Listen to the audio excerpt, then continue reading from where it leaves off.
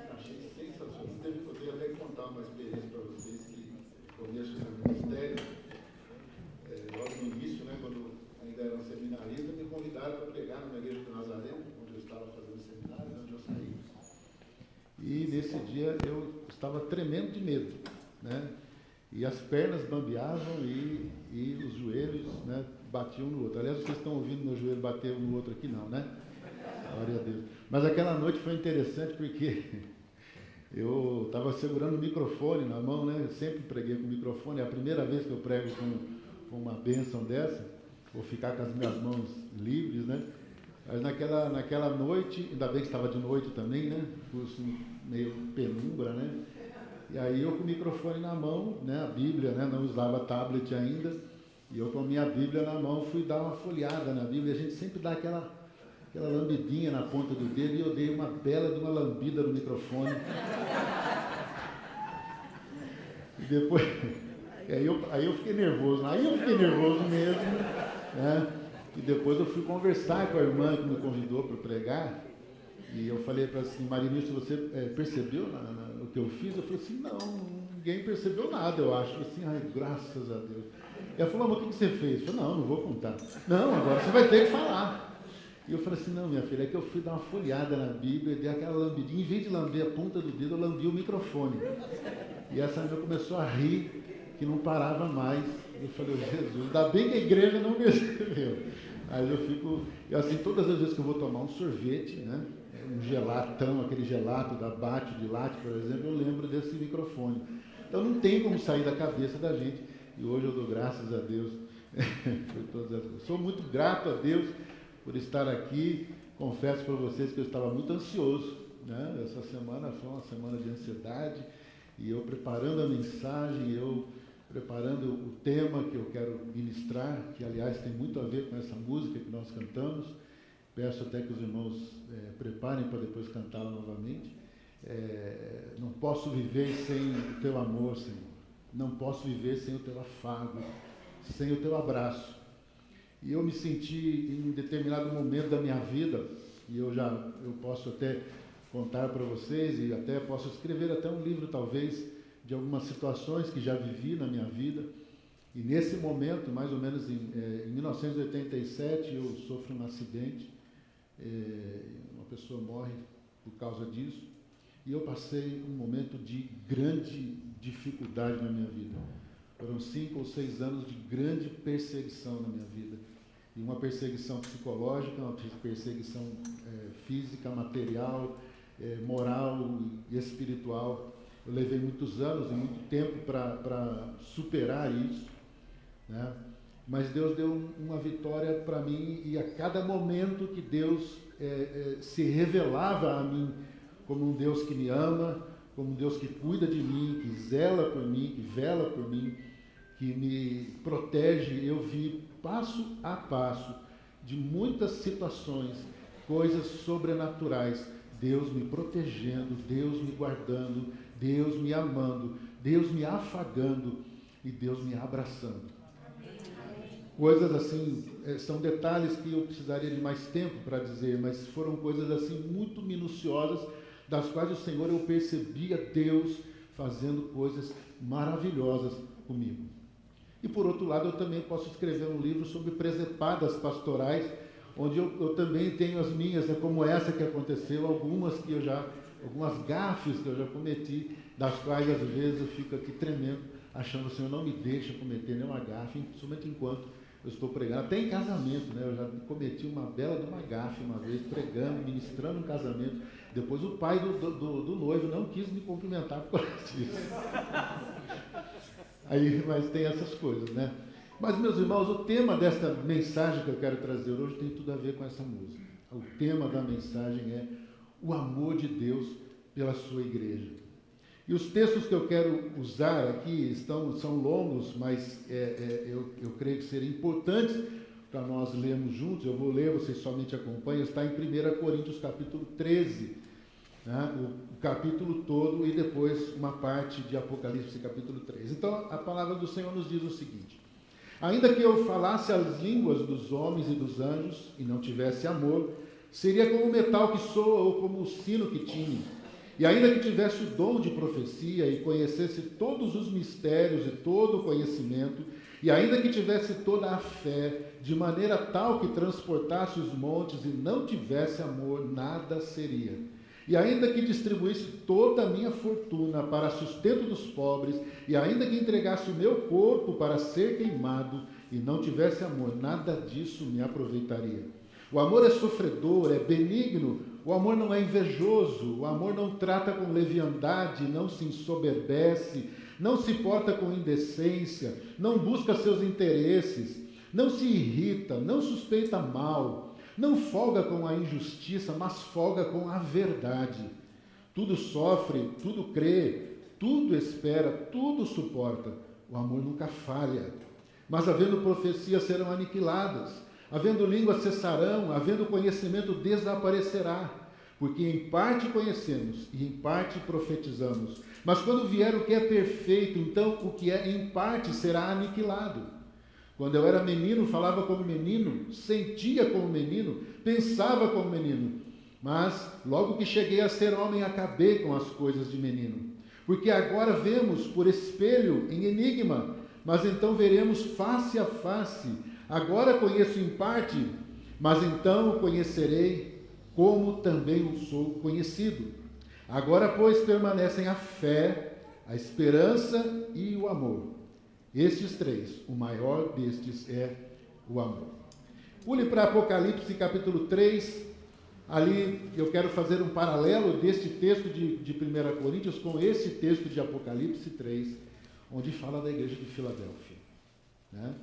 E eu quero ressaltar algumas coisas importantes aqui. Então diz o seguinte: ao anjo da igreja que está em Filadélfia, escreve: isto diz o que é santo, o que é verdadeiro, o que tem a chave de Davi, o que abre e ninguém fecha, e fecha e ninguém abre.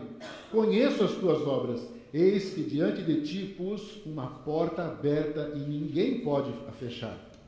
Porque tendo pouca força, guardaste a minha palavra e não negaste o meu nome. Eis que eu farei aos da sinagoga de Satanás, aos que se dizem judeus e não são, mas mentem, eis que farei que venham e adorem prostrados a teus pés e saibam que eu te amo. Como guardaste a palavra da minha paciência, assim também eu te guardarei na hora da tentação que há de vir sobre todo o mundo, para tentar os que habitam na terra. Eis que venho sem demora, guarda o que tens, para que ninguém te tome a tua coroa. A quem vencer eu farei coluna no templo do meu Deus, e dele nunca sairá.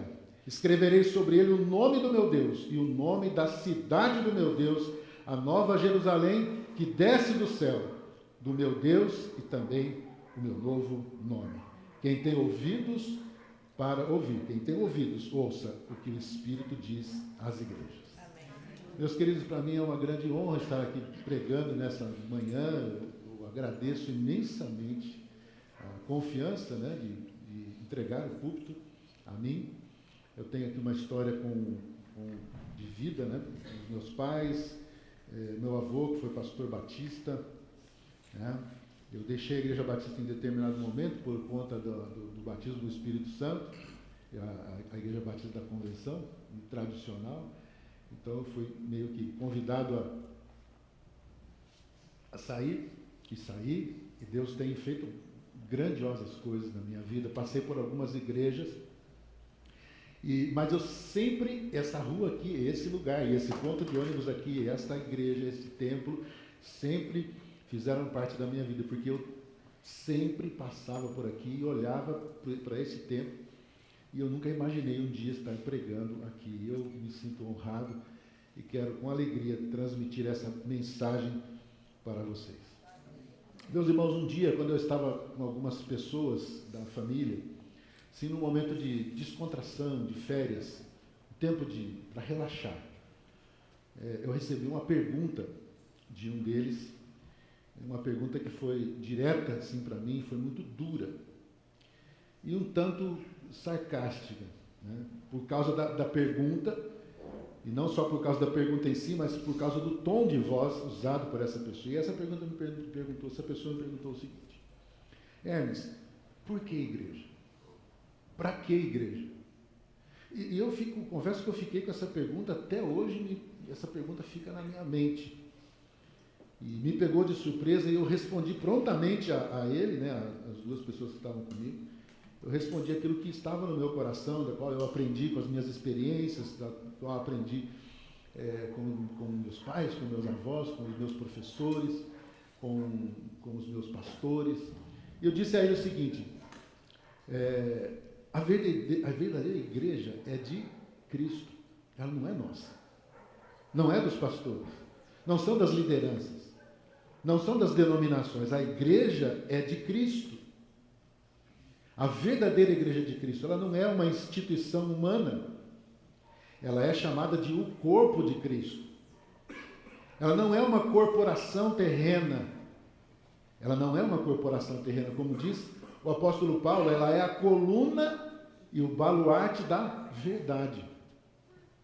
Ela é isto, coluna e baluarte da verdade. O próprio Cristo disse: sobre esta pedra, Ele mesmo, Jesus, eu edificarei a minha igreja, e as portas do inferno não prevalecerão contra ela. E eu quero pegar esses dois textos, tanto o de Paulo em Coríntios, como aqui a carta a Filadélfia, e tentar trabalhar um pouco com vocês este pensamento. Aquilo então me incomodou e às vezes até me incomoda ainda hoje, visto que muitas pessoas, mas muitas pessoas, até querem as bênçãos de Deus, mas eles não querem o Deus das bênçãos, e nem a igreja dele. Quantas vezes você já convidou alguém e a pessoa inventa 1000 desculpas para não vir, e você sabe que é desculpa,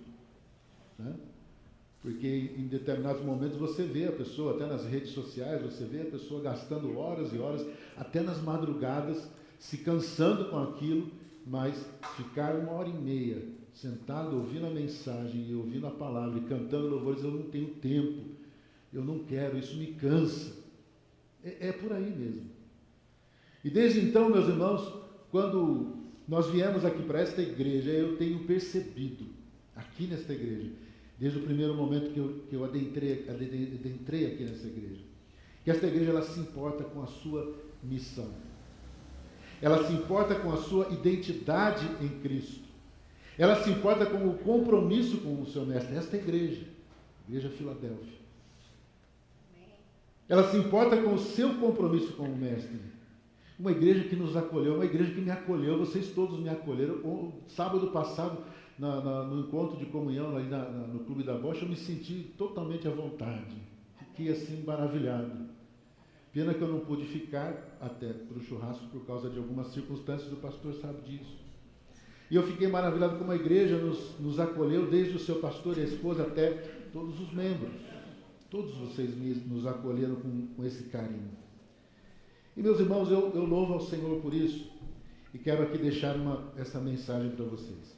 Começando com a igreja de Corinto, que era uma igreja que estava passando por um momento, na sua história, sendo tratada pelo seu fundador, o apóstolo Paulo, e eu penso que esse capítulo é o cerne das duas cartas.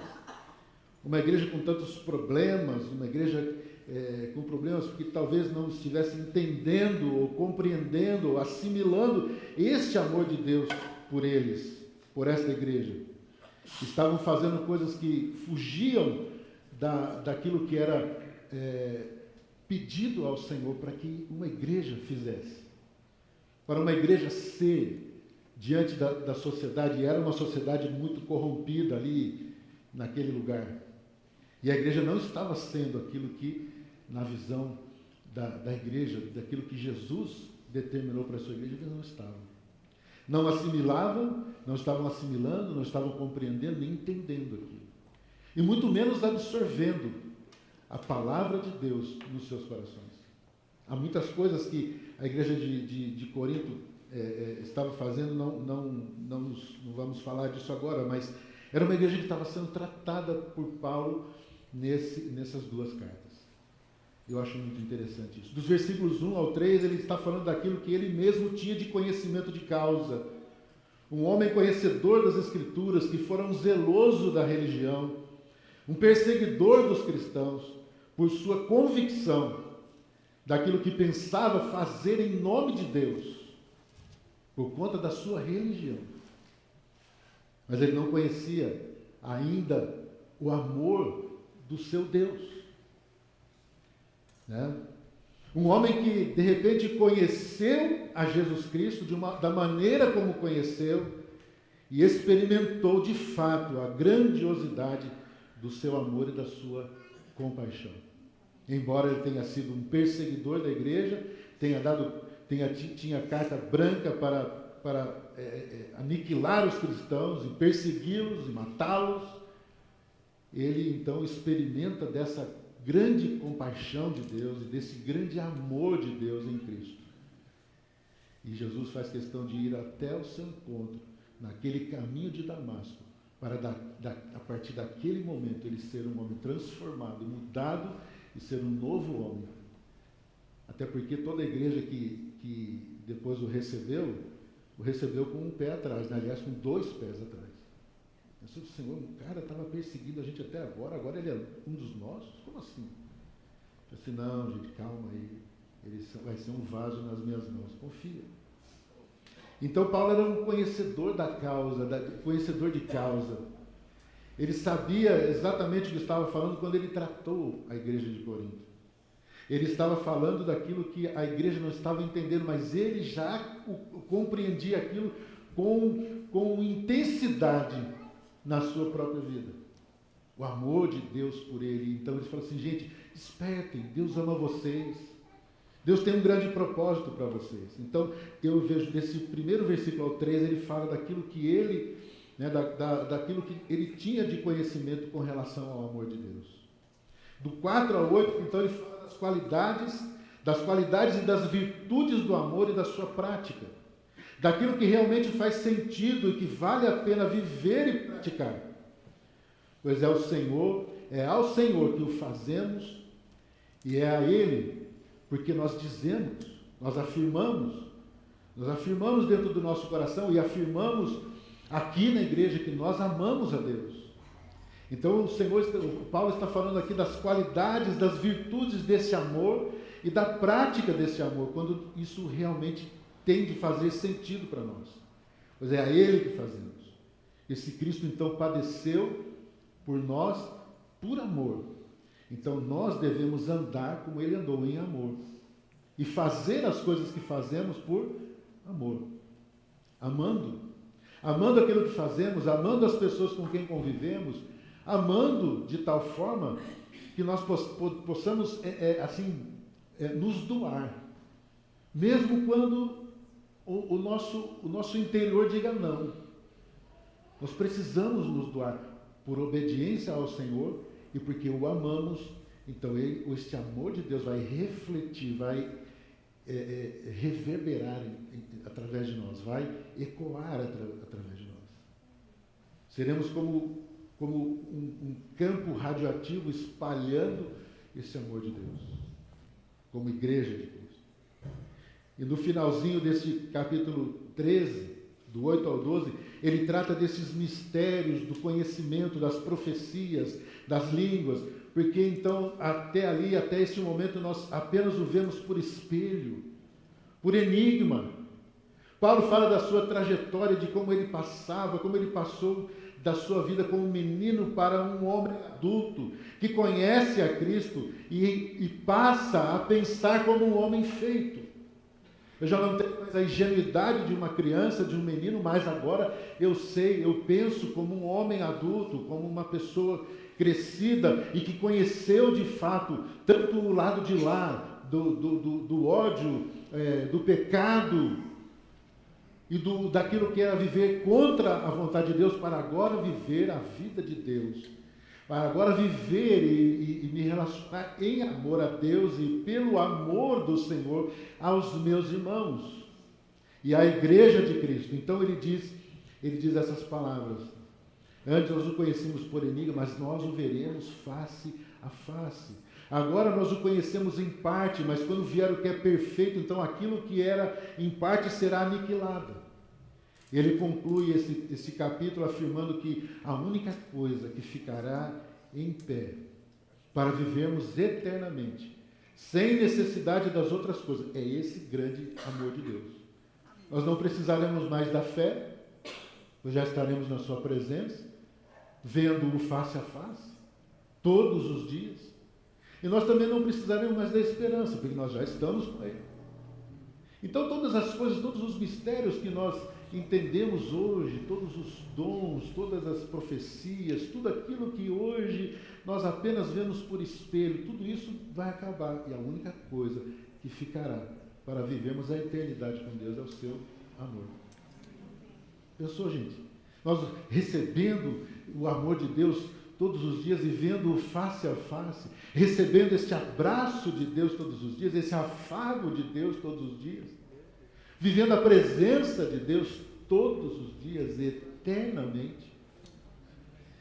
Eu quero assim abrir um parênteses assim, tem muita gente que está pensando, né, olhando para a linha do tempo, a linha de tempo.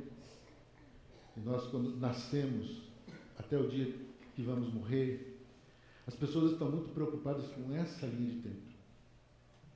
Que no máximo são 80 anos, 85. Agora a ciência está prolongando um pouco mais.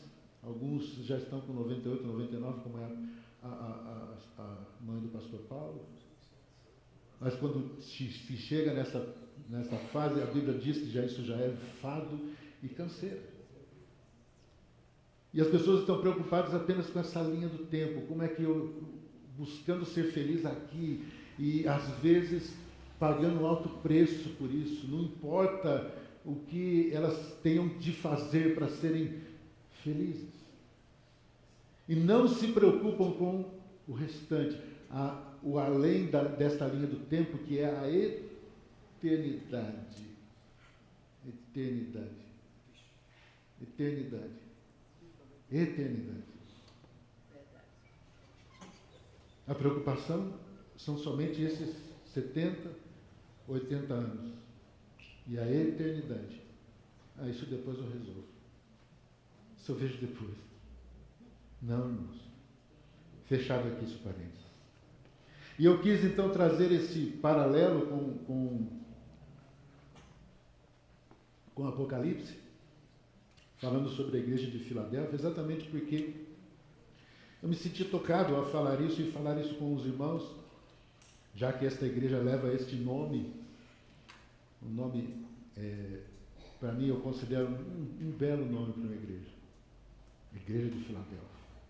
E sabe, irmãos, a igreja de Filadélfia, junto com a igreja de Esmirna, foram as duas únicas igrejas das 7 cartas que foram enviadas para as 7 igrejas da Ásia. Foram as duas igrejas que não receberam um senão de Deus. Essas duas igrejas não receberam um tenho contra ti. Vocês perceberam isso já? Todas as outras igrejas receberam um senão de Deus. Olha, ou um tenho contra ti. Filadélfia não recebeu esta palavra. Se vocês repararem o texto, o Senhor tece elogios à igreja de Filadélfia. E eu quero aqui dividir, usando essa palavra de Paulo como um pano de fundo, para falar com vocês sobre 4 coisas que eu quero mencionar aqui e pensar com vocês sobre os nossos tempos de hoje.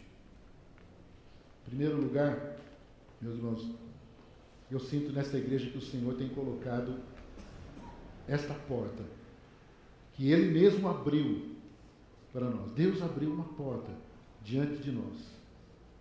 Deus abriu uma porta diante desta igreja, como diz a sua palavra, que ninguém pode fechar. Ninguém pode fechar aquilo que Deus abriu diante de nós. Vocês entendem isso? Que Deus tem colocado diante de nós esta porta aberta para nós entrarmos e realizarmos o que Deus deseja para nós. Ninguém pode fechar esta porta. Então, meus irmãos, nós devemos marchar juntos nessa missão. Adentrar estas portas que nós temos diante de nós, abertas pelo próprio Deus, e adentrarmos a elas e marcharmos rumo a esta missão. Lembrei até da mensagem da pastora Ita. Hashtag partiu missão. Legal aquela mensagem. Partiu missão. Qual é a nossa missão? Nós acabamos de ver os vídeos aqui, o Philadelphia News, as coisas que acontecem nessa igreja, e tudo isso faz parte desse grande movimento que a igreja faz para ganhar pessoas, para influenciar pessoas, para pregar aos que estão fora dos nossos limites aqui da cidade. Saibam, meus irmãos, que nós somos influência no mundo inteiro. Há pouco nós recebemos um missionário lá no Vietnã, que estão ministrando a palavra, são sustentados também por esta igreja. Isto é fazer missão, acolhê-los, recebê-los, ajudá-los, apoiá-los, orar por eles. E a igreja faz parte desse movimento. Quando nós visitamos lares de idosos, quando nós vamos às prisões, quando a gente vai aos lugares e quando nós saímos daqui deste ambiente e somos esses missionários que estão nos seus lugares de trabalho, da sua faculdade, do seu lugar de atuação nesse mundo, você não é apenas um crente de domingo que fica aqui sentado ouvindo uma mensagem, cantando um louvor, entregando o seu dízimo, fazendo isso. Você é este que leva a sua influência diante daqueles que estão necessitando. Tem muita gente aí fora que não sabe, não tem a mínima noção do amor de Deus sobre a sua vida. E você é este que tem esse regozijo no seu coração. Então, meus irmãos, amanhã, por exemplo, um dia excelente para isso. Enquanto está todo mundo reclamando da segunda-feira, segunda-feira, vai começar tudo de novo. Você, não, Senhor. Amanhã é o dia mais propício da semana para encontrar alguém que fala mal da segunda-feira e dizer assim, graças a Deus pela segunda-feira. E que se não tivesse segunda, não teria terça, nem quarta, nem quinta, nem sexta. Primeira coisa, né? Não é legal isso? Mas é um dia legal porque você pega a pessoa assim, desprevenidamente, né? Reclamando da vida, e fala assim, você sabia que tem um Deus que te ama e que quer transformar a sua segunda-feira numa sexta-feira? 18h? Aquele dia que você vai sorrir daqui até aqui, né? Aí a pessoa fica desmontada, né? É lógico. Assim, mas como assim? Aí você fala assim, não, eu quero te apresentar o Senhor dos Senhores, o Rei dos Reis, que morreu numa sexta-feira, né? Naquela hora do happy hour, né? Jesus estava morrendo na cruz. Passou o sábado e o domingo ele ressuscitou, para que a nossa segunda-feira fosse a melhor segunda-feira de toda a nossa vida. Que coisa poderosa. Que coisa abençoada. Deus tem uma porta aberta para esta igreja. E hoje nós temos algumas ferramentas muito interessantes na nossa mão, por exemplo, o WhatsApp. Eu tenho ministrado para algumas pessoas fora daqui deste circuito aqui em Campinas. Eu falo com um taxista de Curitiba, que eu estou sempre ministrando sobre a vida dele. Falo com uma moça lá de Santa Catarina, que eu estou sempre mandando uma palavra para ela, que é sempre, às vezes, teve um dia que ela me mandou, pastor, eu estou precisando de oração, está acontecendo isso com a minha filha, não, vamos orar, eu vou levantar um grupo de irmãos aqui para orar. E graças a Deus, Deus livrou aquela menina de se suicidar. Glória a Deus.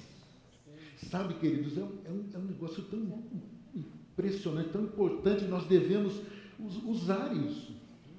Hoje em dia você pode fazer uma reunião por videoconferência de uma maneira simples, rápida, barata, de graça. E você fazer um discipulado, e você entregar a palavra conversando com alguém longe daqui, em qualquer parte do mundo. E você ser uma bênção na vida dessas pessoas. Sabe, minha filha está viajando agora, está muito longe daqui, e às vezes eu me comunico com ela. Esses dias eu precisei entrar na nossa loja, na nossa empresa, e falei assim, filha, eu preciso pegar algumas coisas lá para levar para um cliente. Ela falou, tá bom, pai, então, está 15 mil quilômetros daqui. Eu falei, tá bom, pai, então na hora que você chegar lá, você me avisa que eu aqui pelo celular vou desarmar o alarme, aí você entra, pega o que você precisa, e na hora que você sair, você me fala, eu aciono o alarme aqui. Coisa interessante, né? Impressionante isso. Meus irmãos, isso, a tecnologia nós precisamos usar. Porque o diabo está usando, viu? O diabo está usando a tecnologia enfurecidamente para disseminar o mal. E nós temos que usar isso bem. Então, irmãos, Deus tem essa porta aberta para essa igreja. Em segundo lugar, segundo ponto dessa mensagem é, mesmo que haja levantes de Satanás, mesmo que haja levantes de Satanás contra esta igreja, e há, ou vocês acham que não? Durante a semana está tudo bem, tudo mil maravilhas, vocês estão andando sobre um mar de rosas. Nós estamos andando sobre pétalas de rosa, tomando água de coco todo dia, né? Sendo abanados todos os dias. Não, o negócio é alto. E Satanás está aqui atrás da gente. Todo dia, o diabinho sem vergonha. Todo dia. Mesmo que haja um levante de Satanás contra esta igreja, ela está guardada pelo seu poder. E meus irmãos, como diz a palavra aqui para a igreja de Filadélfia, todos saberão que é o Senhor que nos guarda, porque Ele nos ama. Porque esse amor de Deus sobre a sua igreja nos cobre. E como eu sempre digo, o pastor Paulo sempre diz, nós somos blindados por Ele. A Bíblia nos declara que mal nenhum nos chegará, que o inimigo não nos toca. Você confia nessa palavra? Você tem certeza disso? Então vá em frente. Mesmo que haja então um levante de Satanás contra nós, contra essa igreja, ela é guardada pelo seu poder.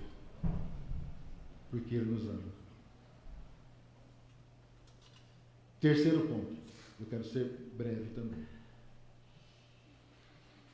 Exatamente porque nós guardamos a sua palavra e porque nós buscamos viver na sua prática, Ele nos guardará quando vier os tempos de lutas e adversidades, como diz aqui, né?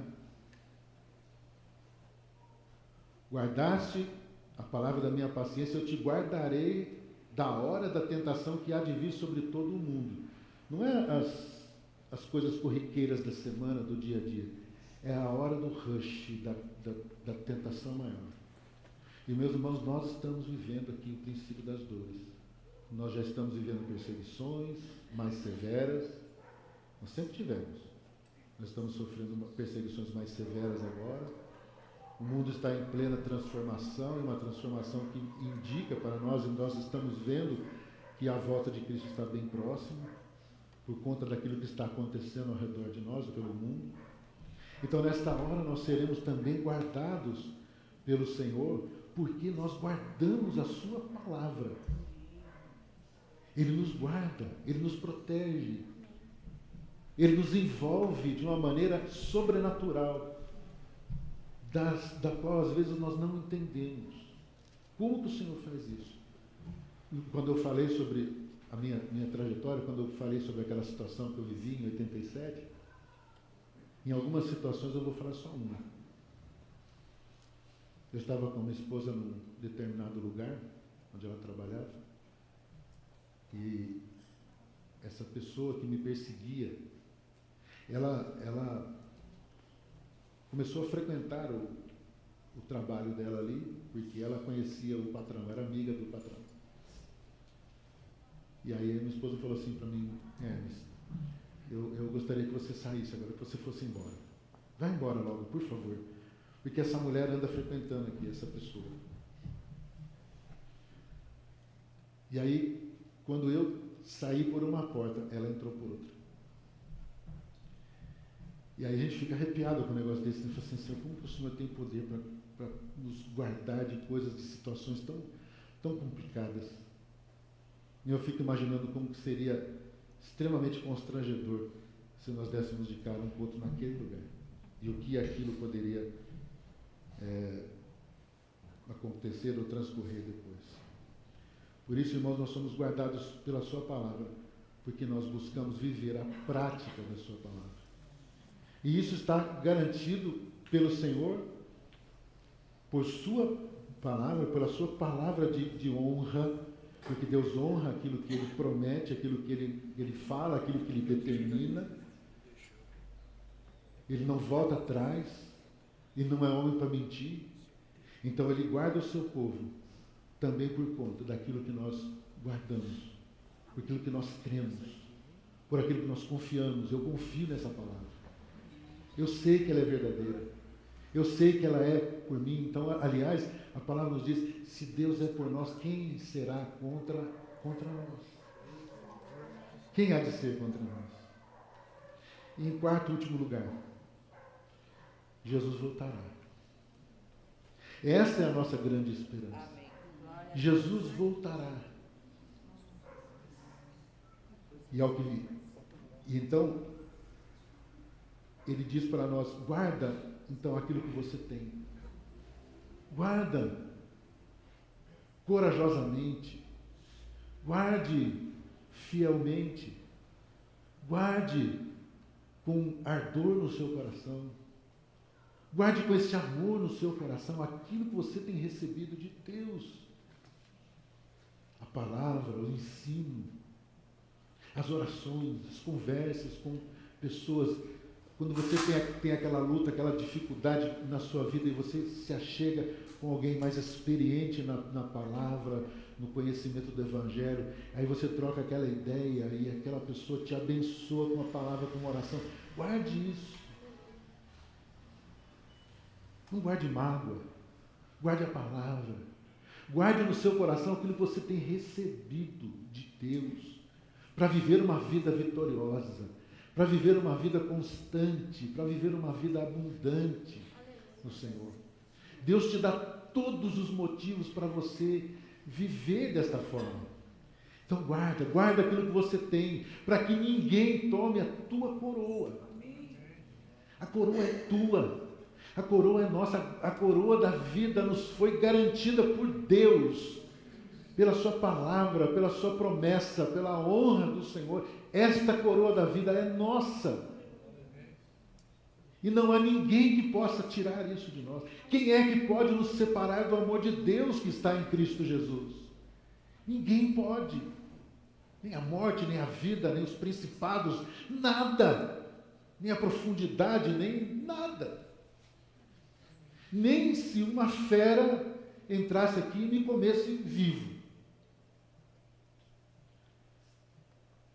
Ele também não conseguiria tirar aquilo que Deus tem na minha vida. Porque a minha vida é o que eu sou, o meu espírito. O meu corpo, um dia, quando ele morrer, um dia ele será ressuscitado e será transformado. Olha que coisa tremenda. Então eu não tenho que temer. Eu sou guardado por Deus. A esperança da volta de Cristo é esta. E a palavra do Senhor nos diz o seguinte: a quem vencer, eu o farei coluna no templo de Deus, e dele nunca sairá.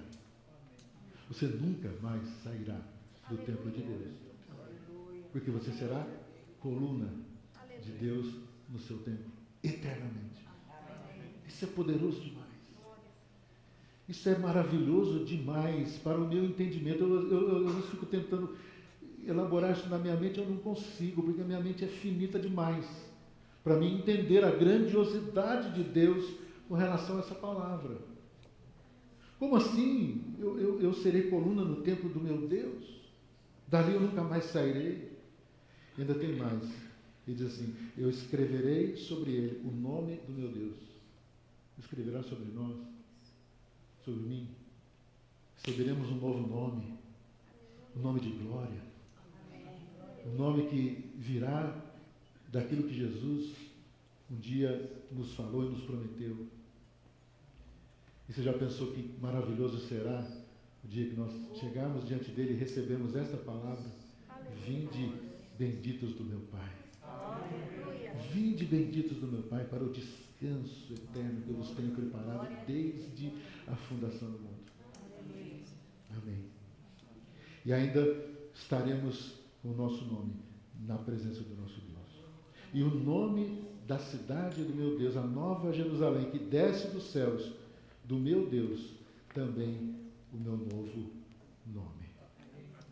Sabe, meus irmãos, quando eu penso nesse grande amor de Deus pela sua igreja, eu gosto sempre de pensar, meu lugar é aqui, é com a igreja do Senhor, é envolvido com a igreja de Cristo, com este corpo de Cristo, com esta coisa maravilhosa que é viver esta comunhão com meus irmãos em Cristo. E é uma coisa muito legal que eu tenho vivido nesses últimos tempos. Eu tenho ido pregar lá em Paracatu, né, quando nós estamos agora fazendo esse trabalho de pastoreio de pastores.